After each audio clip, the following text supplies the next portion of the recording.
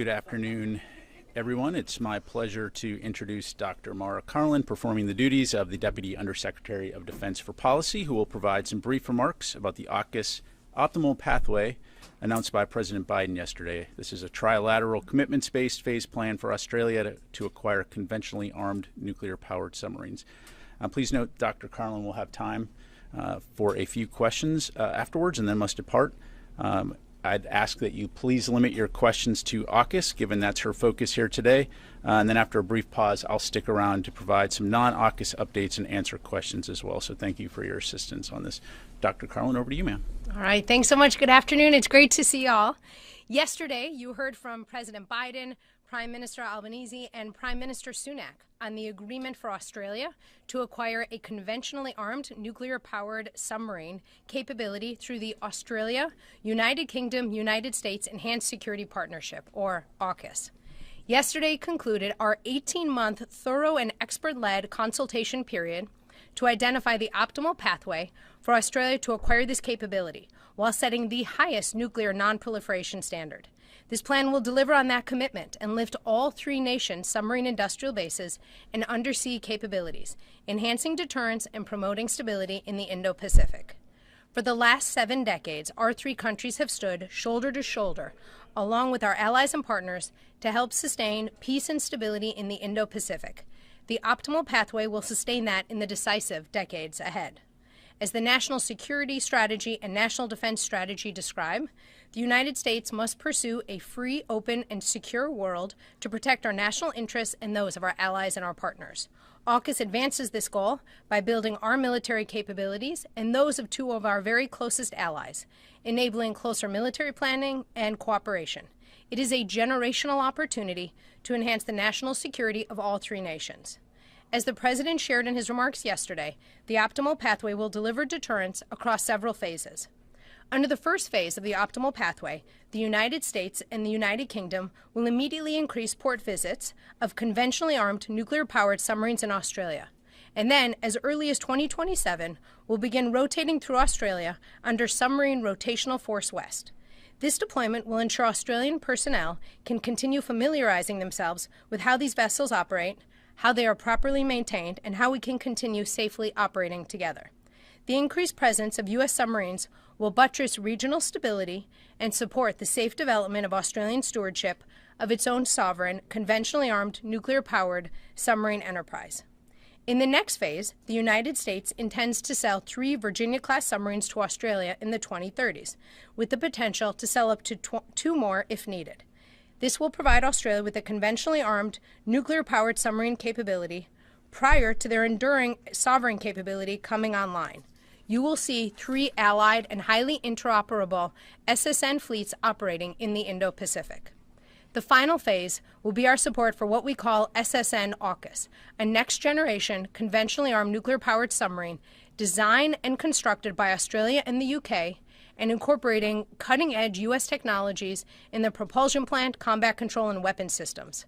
Australia's acquisition of SSNs will bolster the capabilities of one of our strongest allies by increasing the Royal Australian Navy's range, survivability, and striking power, thus strengthening deterrence in the Indo-Pacific. Every phase of the optimal pathway will set the highest nuclear non-proliferation standards. Moreover, AUKUS will diversify U.S. posture in the Indo-Pacific, offering new locations from which U.S. forces can operate. And AUKUS will strengthen U.S. and allied submarine industrial capacity, which is key to modernizing, innovating, and maintaining our military and economic competitive edge today and in the future. 3 highly capable allied and interoperable submarine forces will strengthen U.S. national security and buttress stability in the Indo-Pacific for decades to come.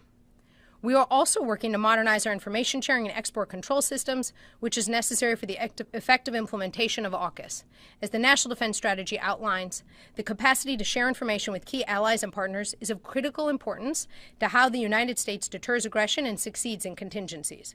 We will work closely with the U.S. government, including the Congress, of course, and the United Kingdom and Australia, to identify obstacles to information sharing and to develop innovative, rapid, and scalable solutions to deliver on the President's vision for this historic partnership. And with that, I'd be delighted to take your questions. Thank you very much, ma'am. All right, go to the audience for questions. Yes, sir. Can I ask, Have you had any direct communications with other militaries airing concerns or issues about the AUKUS deal, and if so, what have they been? And also, just on the selection of the Virginia-class submarines that you will eventually sell to Australia, what's the criteria for which submarines you select and how and when you deliver them? I want to make sure I understand the first part of your questions. When you've talked about communications with militaries, are you citing specific allies, partners? Anyone at all, from China to ASEAN countries, any other foreign military? Great. We have had a number of conversations with our allies and our partners in civilian channels and military channels, of course, throughout the consultative period, and then, of course, in the run-up to yesterday's announcement, and have heard a substantial amount of enthusiasm from them for this historic, game-changing partnership. Regarding engagements with the People's Republic of China, the State Department did do that, and I would refer you to them for the substance of that dialogue. I would, of course, highlight what you've heard often from Secretary Austin, which is that open communication between our two countries is important for risk management and for understanding what one another is thinking. And then on your second question regarding Virginia, why we chose that, we looked at a wide number of options. It has been a robust and very busy 18 months of consultations and trying to look at wide variety of options. In terms of which submarine specifically will go, that will go to rotate for submarine rotational forces west. That's really going to be figured out through our normal military processes of such efforts. Thank you. Ro. Okay, thank you very much for doing this. I have two questions about the submarine rotational force west. Can you say the new rotational force will increase the total number of U.S. submarines operating in the Western Pacific compared to today? And then do you have another question? Oh, yeah. Then secondly, can you tell us, can you talk a little bit about the advantage of having a rotational presence of the U.S. submarine outside of the second island chain in terms of deterring Chinese aggression in the region? All right. On that first one, having three allies operating capable submarines around the Indo-Pacific is really critical for security and stability. And I think that really tracks nicely to your next question, which, look, to be very clear, AUKUS is not about any one country. It is about the need for security, stability, and prosperity in the Indo-Pacific. And our three countries, of course, have a robust history of collaborating together. This is going to take us to another level of interoperability. I would highlight the significance of sharing this information with Australia. As you all probably know, the last time we did so, it was 1958. So it's really a sign of just how close this relationship is. For that to really occur in a responsible way, it's important that Australia develop stewardship practices. And that's why we have developed this multi-phased mutual commitments approach. Thank you. Let's go to Will. Thank you. Just regarding the Virginia-class submarines that Australia will purchase in the 2030s, has a specific model been selected, or is that something that's a little bit down the road? And will it basically be what's on the production line for the U.S. is purchasing at that point? Will they be equipped with the VPM to increase missile capacity, or is it something tailored to Australia specifically? So first of all, it's worth noting that Australia will get these subs in just about a decade. That is, frankly, faster than I suspect a lot of folks might have expected when this whole effort was announced just 18 months ago. Australia will be purchasing a mix of new submarines and old submarines, and right now it looks like it will be three with the potential for two more if needed. As I noted earlier, the cohort of folks looked at a wide range of different options and really came down with Virginia as the right approach. And Virginia payload module will not be a part of it. I think the three countries saw that didn't make sense. As you no doubt know well, of course, these submarines are going to be especially special, though, because of their stealth, their range, and their endurance. So they really will be kind of a meaningful deterrent in the region. Go to Jim. Hi, it's good to see you. On the info sharing, going back to the question you answered just a little bit before, is that a real showstopper? I mean, these countries are all Five Eye participants. you don't really anticipate that being a problem with the info sharing with Australia, do you?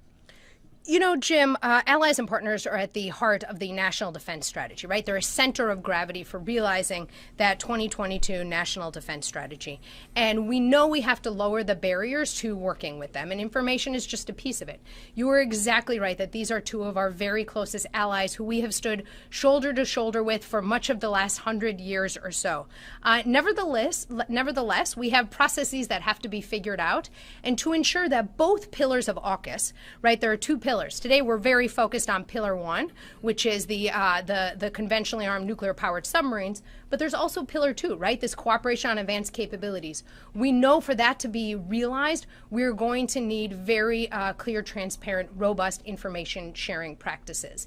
It's a great case study. These are exactly the right two allies to make it real, and we look forward to working with our colleagues around the U.S. government, including the Congress, to make that a reality. We have time for just a couple more. Joe? Hi, thanks for doing this. Joe Gould, Defense News. Just to follow up on Jim's question, I mean, can you drill down a little bit to talk about what are the specific obstacles? Do you have a sense, I mean, after 18 months, do you have a sense of what some of the pieces of ITAR and what kind of information sharing needs to get changed? You know, Joe, we've spent a lot of time over these last 18 months figuring out how we can ensure that we deliver on this historic game-changing pledge by the three heads of state. And so we've looked hard at the different changes that might need to happen, but I would say that there's probably more to be done along those lines. But I can assure you that we will do all we can to both deliver on the submarines and to deliver on the advanced capabilities piece. We are in very close consultation with our colleagues at the State Department on the ITAR piece specifically, and also with our colleagues in Congress. But on the whole, I think we've all been pleased to see robust bipartisan support for making this a reality and really recognizing the sort of generational leap that we see in this alliance. Okay. Thank you very much, ma'am. I appreciate your time today.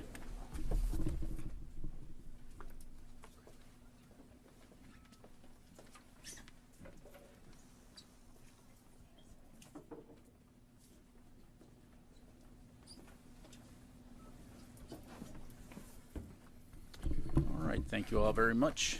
Just a few things at the top, and then I'll get right to your questions.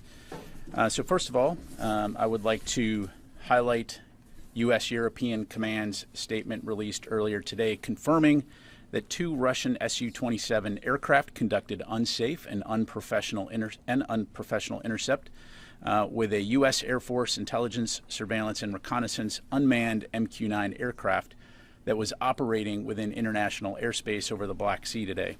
To recap, at approximately 7:03 a.m. Central European Time, one of the Russian Su-27 aircraft struck the propeller of the MQ-9, causing U.S. forces to have to bring the MQ-9 down in international waters. Several times before the collision, the Su-27s dumped fuel on and flew in front of the MQ-9 in a reckless and unprofessional manner. This incident demonstrates a lack of competence in addition to being unsafe and unprofessional. U.S. Air Forces in Europe, Air Forces Africa routinely fly aircraft throughout Europe over sovereign territory and throughout international airspace in coordination with applicable host nation and international laws. In order to bolster collective European defense and security, these missions support allied, partner, and U.S. national objectives. As the U.S. Air Forces in Europe, Air Forces Africa Commander emphasized in European Command statement, quote, U.S. and allied aircraft will continue to operate in international airspace, and we call on the Russians to conduct themselves professionally and safely. In separate news, Secretary Austin concluded a successful visit to the Middle East region last week, where he met with leaders in Jordan, Iraq, Egypt, and Israel. The week-long trip served to deepen defense partnerships and enable the exchange of views on shared regional and global security challenges. Specific topics of discussion included ongoing coalition-led defeat ISIS operations in Iraq and Syria, the concerning range of threats posed by Iran, including its destabilizing regional activities and provision of unmanned aerial systems to Russia for use in their unprovoked war against Ukraine, and implementing commitments made by Israeli and Palestinian senior officials in Aqaba, Jordan, and the importance of de-escalating violence and restoring calm in the West Bank. The Secretary also had the opportunity to talk to a number of U.S. service members currently serving in the U.S. Central Command area of responsibility and thank them and their families for their commitment to mission service and safeguarding our nation. And finally, Secretary Austin and Chairman of the Joint Chiefs of Staff, General Milley, will host the 10th meeting of the Ukraine Defense Contact Group tomorrow. The meeting will be hosted virtually here in the Pentagon and will allow for the Secretary, the Chairman, and senior defense leaders from around the world to discuss ongoing efforts to provide Ukraine with the means and resources it needs to defend itself from Russian aggression.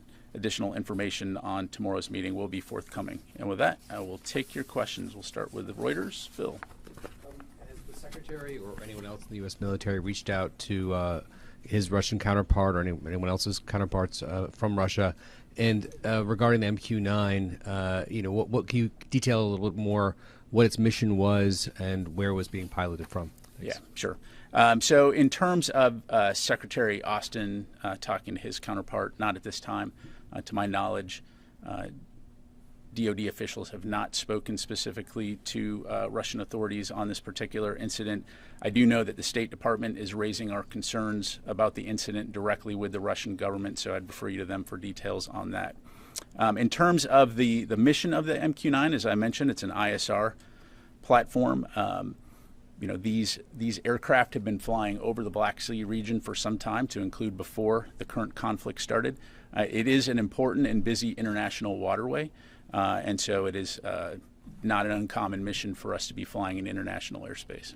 And so what kind of precautions will you be taking going forward? Are you going to have armed accompanying aircraft, and was this aircraft armed? So I'm not going to get into the specific profile of this particular aircraft. As you know, the MQ-9 does have the ability to be armed. It was, again, conducting an ISR mission in international airspace, something that we've been doing for some time. In terms of the types of techniques, and procedures that we take to protect our aircraft, I'm not going to get into the specifics. I think the key point here is that while intercepts in and of themselves are not that uncommon, the fact that this type of behavior from these Russian pilots, that is uncommon and unfortunate and unsafe. And so, again, would echo General Hecker's call on the Russians to continue to fly safely. Thank you. Liz? Thank you, Pat. Thanks. Was this collision itself an accident on Russia's behalf, and is the U.S. responding as such? We are continuing to assess exactly what happened, but I think based on the actions of the Russian pilots, it's clear that it was unsafe, unprofessional, and I think the actions speak for themselves. What we saw, again, were fighter aircraft dumping fuel in front of this UAV and then getting so close to the aircraft that it actually damaged the propeller on the MQ-9. We assess that it likely caused some damage to the Russian aircraft as well. To our knowledge, we know that the Russian aircraft did land. I'm not going to go into where they landed. But again, it's just demonstrative of very unprofessional, unsafe airmanship on the part of these pilots. Thank you. One more question, sorry. Will the U.S. try to recover this drone? So I don't have anything right now to provide in terms of recovery operations. If we have any updates to provide, we'll be sure to do that. Thanks. David. Is there video of the incident? Are you going to release the video? Where in the Black Sea did it happen? How close to Russian airspace? And did you say that this particular Reaper was unarmed? Again, I didn't say whether it was or was not. I'm not going to get into the particular mission profile of this aircraft. It was conducting an ISR mission. In terms of the specifics, David, I'm not going to, at this point, be able to get more specific other than the Black Sea region in international airspace, well clear of any type of, it was international airspace. And then, I'm sorry, the other part of your question? The video. Yes, so we are going through the declassification process now, and we'll keep you updated on that front. in terms of imagery associated with this incident. Travis. I'm laser focused on your question. That was just a very quick one. You haven't said Reaper, but he said Reaper. Is it accurate to say it's MQ-9 Reaper? I'm just going to stick with MQ-9. Yep, thanks. Joe. Hi, thanks so much, Pat. An MQ-9 potentially contains some sensitive technology. Is the U.S. military undertaking any effort to recover the MQ-9? Is it in the waters of the Black Sea? Has Russia recovered it? Is there a U.S. naval asset in the region that could undertake that recovery? Thanks. Yeah. So again, I'm not going to get into the specifics of what's on this particular aircraft, other than again, it's an ISR platform. Because of the damage, we were in a position to have to essentially crash it into the Black Sea. To my knowledge, at this point in time, the Russians have not recovered that aircraft. But again, in terms of our recovery efforts, don't have any updates to provide right now. I'd refer you to Navier in terms of what assets they may have in that region. Thank you. Janie? Thank you, General. Regarding the North Korea's submarine launch strategic cruise missiles recently, North Korea has announced that it is possible to mount a nuclear warhead on a strategic cruise missiles. What is the readiness of the United States against the escalated provocations such as the nuclear provocation by the North Korea? Let me just make sure I understand. What's the readiness of the U.S. to respond to a nuclear provocation by North Korea? Well, I think we've been very clear that were North Korea to employ a nuclear weapon, it would be the end of the North Korean regime. But again, our focus continues to be on working very closely with our allies and our partners in the region to deter aggression, to preserve security and stability in the region, and that will continue to be our focus. We go to Carla. Just a real quick clarification. What did the fighter jet, what did he strike the MQ-9 with? Was it the wing? Was it the tail? I can't tell you specifically what portion of the aircraft, but it's the fact that it essentially ran into the MQ-9. Okay, thank you. And then just separately on Ukraine, there's reports out there from the battlefield that the Ukrainians are running out of munitions. They're having shortages. Is that a concern for the Pentagon, and what's the Pentagon doing to alleviate that problem? Yeah, so as we've been doing since the beginning of this campaign, we're continuing to do everything that we can to ensure that we're meeting Ukraine's needs, whether it's ammunition, whether it's air defense, armor. You've heard us talk extensively about that. Tomorrow's discussion, of course, will be another opportunity to bring the international community together to focus on Ukraine's most urgent needs, to include ammunition. And so, again, that will continue to be our focus. And you've heard Secretary Austin and others say that we're committed to making sure that they have what they need to be successful. Is there an assessment on why they're running out of ammunition? I'm sorry. Thanks. Is there an assessment that the Pentagon has on why they're running out of ammunition? Is it because they're just expending it too fast? Is it not making it to the battlefield in time? What's your assessment? Yeah, really. So I'd have to refer you to the Ukrainians to talk about their specific efforts to supply their individual units. Again, we're working very closely with them and our international partners to get them what they need.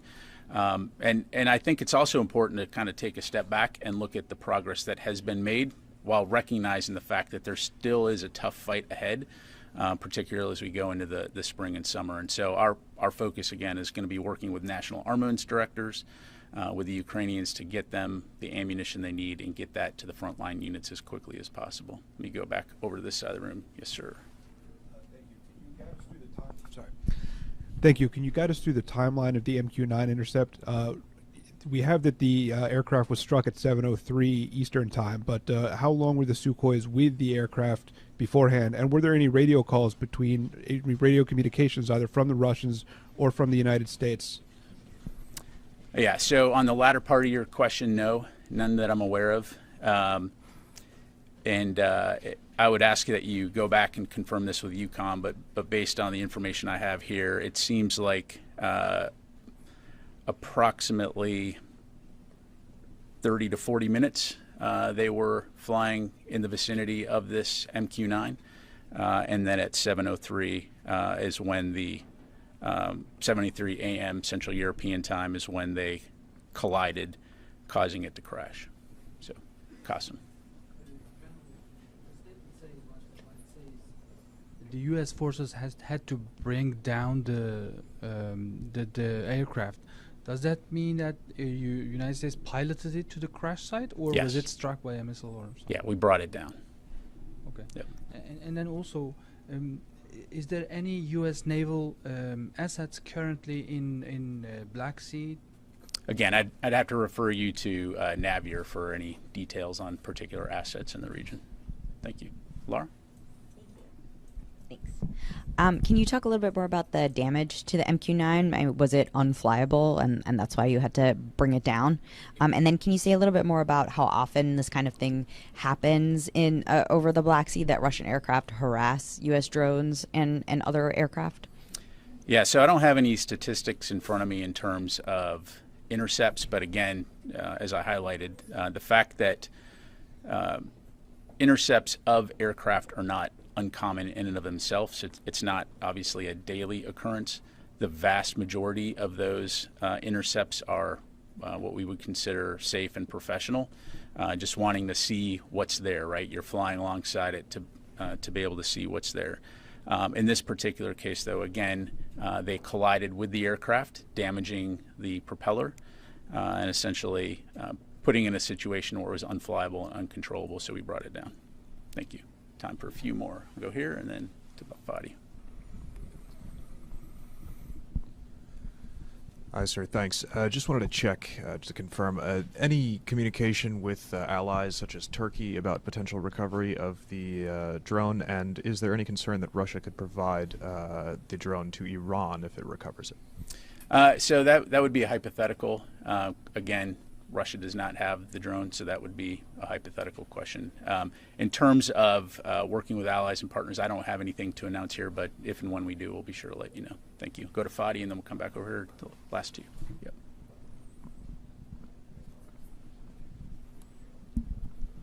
Thank you, General. So when I know you don't want to share lots of information, special intelligence information, but are you able to say whether the MQ-9 was flying near Ukraine or near the Crimea Peninsula? And then I believe you said, if I heard right, that the Russians did not recover the drone. However, have you seen any effort by the Russian Navy to try to recover the drone? Thank you. Yeah, so on your latter question there, Fadi, I'm not going to get into that. In terms of where it was flying, it was well clear of any territory in Ukraine. It was over international airspace, over international water. So, thank you. Nancy. Thank you. During Secretary Austin's visit to Egypt, he held meetings with officials even though all press were banned from covering it. Past defense chiefs, when they've been in a similar situation, have refused to proceed. Given that the Biden administration has said that one of its key pillars in terms of foreign policy is that when presented with a choice between autocrats and democracies, that it stands with democracies, can you help us understand why the Secretary decided to proceed with those trips given the ban, and should we expect that going forward? Thank you. Thank you. So our relationship with Egypt is obviously a very important strategic partnership. The Secretary did appreciate the opportunity to meet with his counterparts and talk about that. I will tell you, when it came to the press coverage of that portion, having looked further into it, the Egyptians lived up to what they had agreed upon.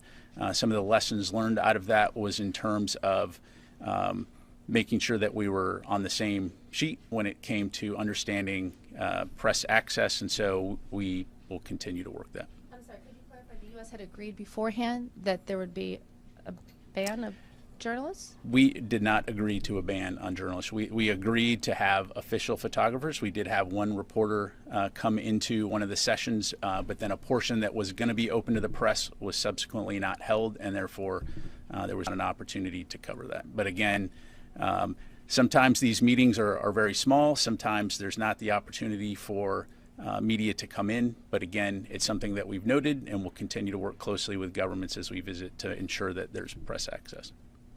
Thank you. Sir.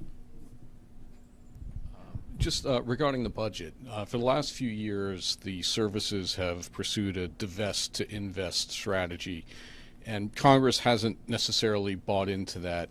This year, the Air Force is looking to retire more than 300 aircraft, double the amount last year. Again, Congress last year didn't give that full amount. Is there a sense that things have changed on the Hill, that there's a willingness to approve greater divestment, or is this now becoming kind of a cat and mouse game of shoot with a higher number knowing you're going to get less to try to get to where you want to be? Well, when it comes to the Air Force budget specifically, I, of course, would refer you to them to talk in specifics, and I don't want to answer for Congress. What I will say is, having observed this process, I do think, like anything, there's a continuing dialogue in terms of what the services require to meet their mission requirements, and working closely with Congress and with the Department of Defense to identify what those offsets might be in order to ensure that we can modernize, throughout all the services. And so I think in a lot of ways, as that communication has increased, you're seeing some of the fruits of that labor. But again, I'd refer you to the Air Force for specifics on their budget. Okay, thank you very much, everybody. Appreciate it.